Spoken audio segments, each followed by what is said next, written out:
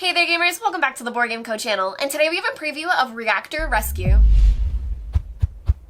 Hey there gamers, it's Professor Meg here, and welcome back to the Board Game Co channel. Today we have a preview of Reactor Rescue. Now this is a current crowdfunding campaign, so you can check out the link down below for everything that they have planned. This is a sponsored preview, and this is also a prototype copy in front of me, so all rules, components, things like that are subject to change. Now Reactor Rescue may be a bit unique than most board games you are used to, because with this game you are going to be building actual circuits. So this is a competitive board game for 1 to 4 players where there is even a solo mode, but you're going to be using actual circuits, and I don't know a better way to say that because there are plenty of board games where you are doing a thing such as making wine, but you're not actually making wine. But in Reactor Rescue, not only are you trying to repair your spaceship which has crashed and you need to find these different pieces to repair it and ultimately win the game, you're going to be creating actual circuits on the board with a real-time mechanic. So with that, let's just dive right into Reactor Rescue so you can see exactly how these circuits are going to be connected. Now, this is going to be the general game board for all players to interact with, and what you currently have set up here is the default mode. So, as you may be able to tell by this light that is lit up over here, this is connected to actual power. So, you're able to do this either with a USB-C cord, your computer, or a pack that will come with the game. So, you're able to set up the game with this, with all of your different circuits. And you're going to have these Labbox blocks that represent different things. For example, this is a light that will light up, and this is a motor that will actually spin this fan here. So there are a whole bunch of different interactive parts that are on this board, but how are players going to be manipulating this? Well, every player is going to have their spaceship here, and it's been damaged. So all of your different pieces for your spaceship are currently out of your player board, and you're trying to slot these in, because the final thing you're trying to do is gain this piece, which will be your central piece, and the first player to do so is going to immediately win the game. So players at the heart are going to be trying to take these pieces and place them into here, but you're going to gain that by completing these different circuits.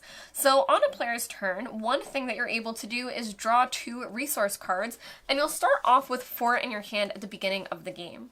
So for a turn, you could just draw 2 resource cards, but if you do have the necessary resources for a particular circuit that is here on the board, you're able to attempt that. So taking a look here, for example, this one we are currently able to do. So if we wanted to for our turn, we would be able to try to attempt this circuit.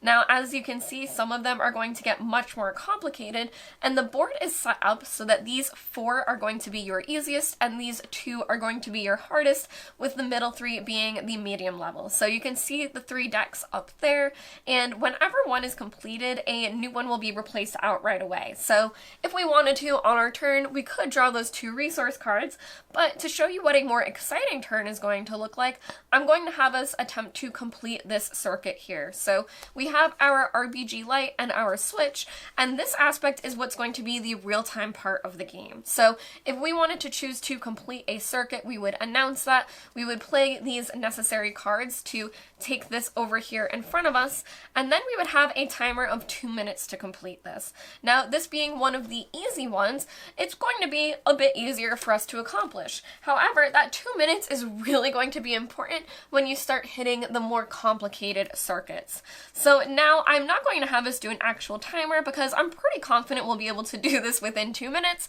but I am going to have us complete this card. Now, there is the power block, and that's going to be this one here, and that one is always included, so that's why we didn't need to discard a resource card for that. It's always inherently part of all of the different cards. So now with that, we're going to attempt to try to connect these. So here on the power block, you can see which cords are connected to the positive and negative sides. So to start, we're just going to yoink these right off, and we're going to attach to our negative side. Here, we'll do it with our red. The color of the cords does not matter. It's just for helping you keep track. But we're going to connect this over here, and we're connecting our negative charge to our negative charge, which means over here, we're going to connect this positive charge to this one over here. Oop, it got detached. So we're going to attach both of these. And then finally, we are going to complete the circuit by attaching this to over here. then we are able to test the circuit to make it work. So on this card for this dial, you can see that the first two are pushed all the way up, whereas the bottom one is all the way down. And then finally over here, it is a little switch to be placed into the middle. So there you go. As you can see, it lit up for us. We were able to successfully complete this circuit, and upon doing so, we are going to be able to gain this piece of our ship. So again, as you can see, the more complicated cards are going to give you multiple pieces to be able to repair your ship, whereas this is only going to give us one, but we're going to gain that and be able to slot it into our player board here. Now, if we were to happen to fail our card, a couple of things would happen. First of all, you would keep it for the next round where you would have to retry it a second time, and you would also gain a malfunction card. So for example, this is a resource lock. Pick a player. That player chooses a random resource card from your hand, place it face down. You cannot use it on your next turn. So that's something bad that is going to happen to you as a consequence.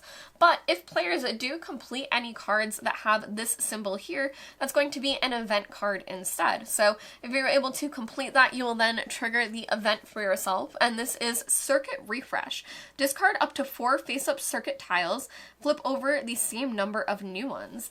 So that's a way that you would be able to refresh the options for the circuits that you have available.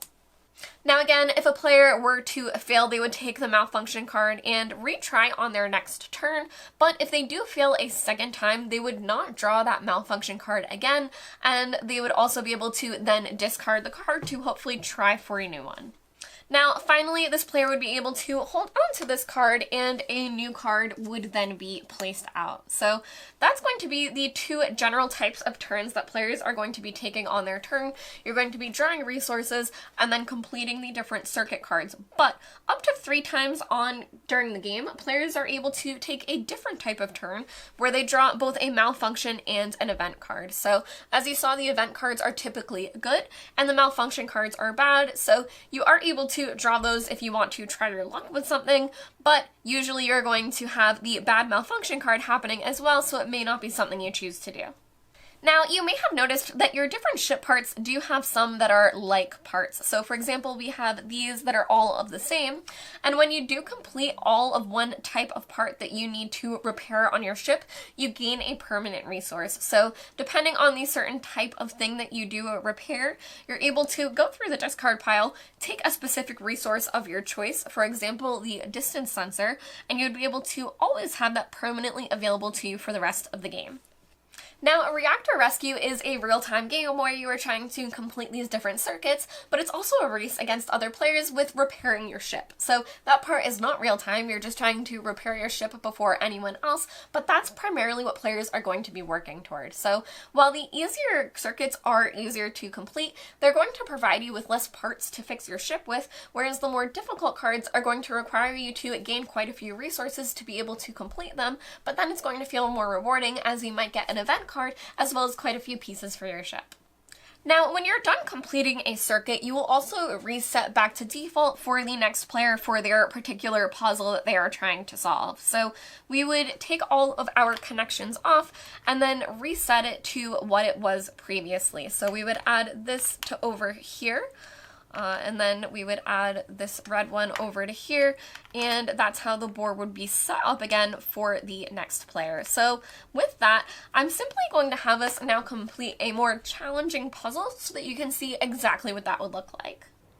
Now, we are going to pretend, for the sake of the example, that I had the necessary resource cards to perform this certain circuit, but we are just going to grab a medium level and attempt to accomplish it. So we're going to grab this one here, place it over here. This will gain us an event card if we are able to do so.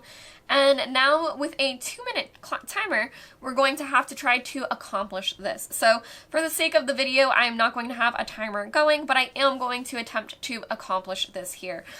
Even if I don't do it within 2 minutes, I do still want to show you how exactly it's going to work. So looking very closely here, you can see that the positive from the power bank is going to connect over to the red, and then the red is going to connect over to this spot here. Now we're going to connect this spot down to this red over here. We're going to connect the red to this slot here. We'll also do this spot to this spot, and we will do here to over here, which means I believe we just have to connect to our power bank, but then we may have some settings to fiddle with. So maybe we have everything connected now, but for this one we want in the center, which we do have. So then we have this, which we are going to be able to spin. So unfortunately, I do not think we made the connection. So I will look through this and see if I'm able to figure out how to get this sorted. Alright, and after a little bit of tinkering, I was able to get it working. So if it had been my turn, I absolutely would have taken a malfunction card, and I may not have even been able to do this on my next turn, but you can see here that the light is glowing, so I was able to figure it out and get it all connected. So that's how the different pieces are going to interact, that different things will happen where this is lighting up, this fan will spin, things like that. Now, there are going to be multiple ways to enjoy Reactor Rescue. As I said, there is a solo mode, so you're able to play this by yourself. There's also a way to play a shorter game where players start off with a few of their ship upgrades already, and there are circuit specialist cards as well. So what you saw are the circuits that players would start off with when learning the game, but there are circuit specialist cards that will provide even more of a challenge for players. So once you feel you are able to master even more difficult cards, you're able to attempt the circuit specialist mode as well. So in Reactor Rescue, players are constantly going to be using their skills to not only accomplish these different puzzles, but you're doing it all in real time, meaning that you are working under the pressure of knowing a clock is ticking against you, meaning that you might make more mistakes than you usually would because you're trying to move as quickly as possible, but you need to be sure to think everything out, especially with these different circuits and negative and positive charges and what you are connecting, because what it's really going to come down to is who is able to repair their ship first and be able to win the game.